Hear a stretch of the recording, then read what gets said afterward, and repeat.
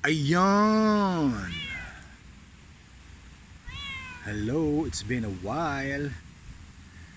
So, may request kasi na tikman natin yung Pekin. So sige, meron.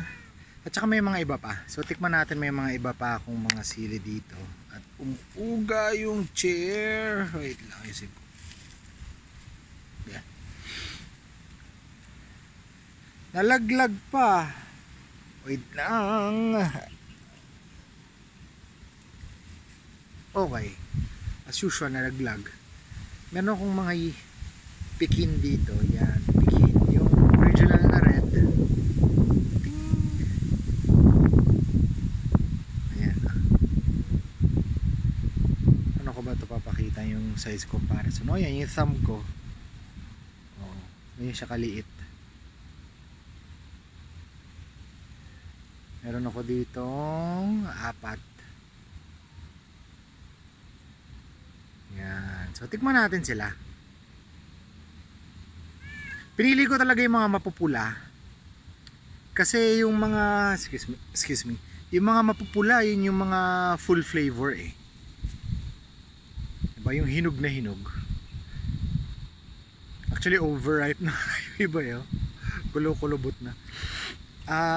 Yun yung mga full ang flavor. So gusto nating ma-experience yung full flavor. Okay, so game ito, yellow Pekin.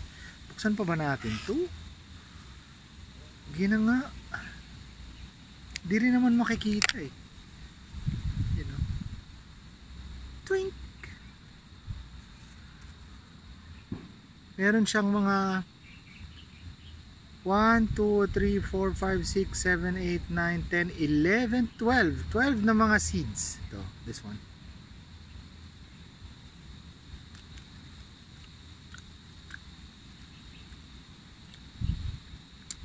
Tamis kagad na sabay floral.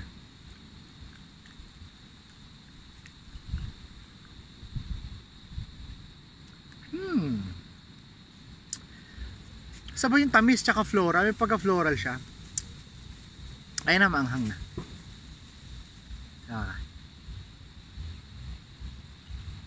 Mabagsik. Ba't maasim yung isa na yun? Anyway.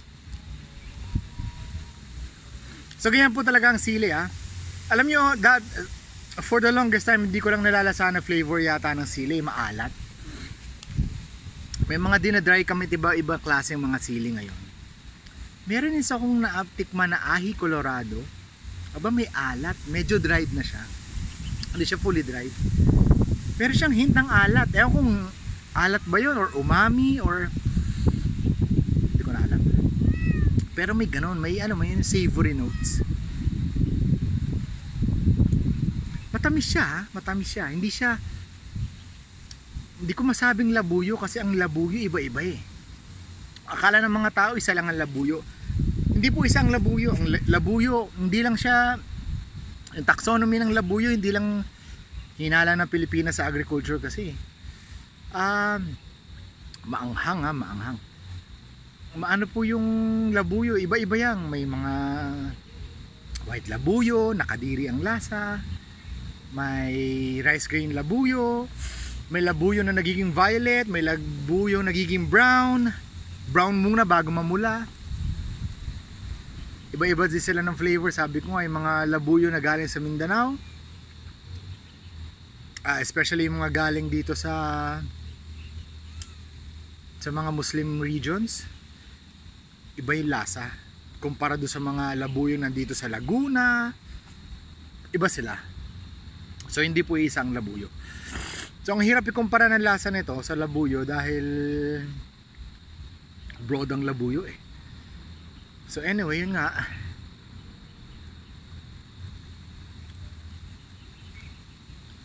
Tamis, asim, floral. Ayun, may paet. Normally yung paet nakakuha sa seeds eh. Maanghang siya. Para siyang yung pagdating sa anghang, yung anghang ng labuyo i-compact mo kasi liit niya eh. I-compact mo yung anghang na labuyo, parang ganun. Mas maanghang ba siya generally sa labuyo? Parang pareho lang. Wait lang. Maanghang. Yung anghang niya ay alis dyan, Miming. Yung anghang niya ay may pait muna na anghang, tapos mabilis din naman mawala yung pait.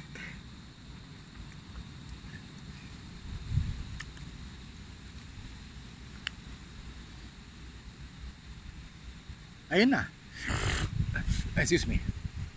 Hindi na siya, syempre alam natin mga fruitescents, hindi naman mga masyadong aggressive yung mga anghang na mga yan kumpara sa mga chinens. So yun, ang difference sa labuyo, meron siyang tamis sa akin, para sa akin. Labuyo halos wala eh.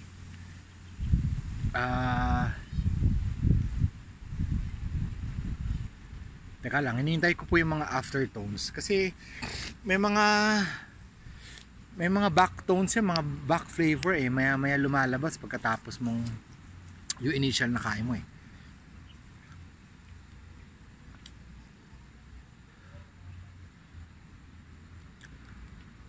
Hindi ko malasahan, pero lingering yung ano niya, yung anghang niya, parang constant siyang gano'n no,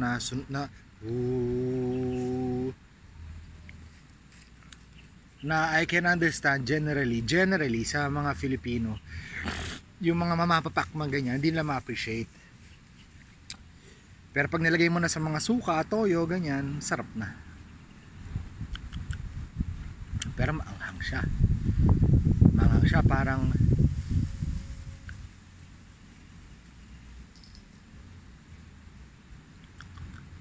alam mo yung anghang na, yung labuyo kasi minsan may anghang na hindi masarap eh.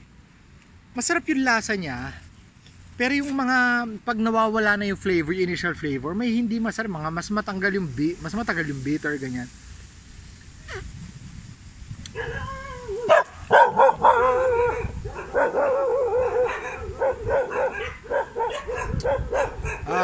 So yun.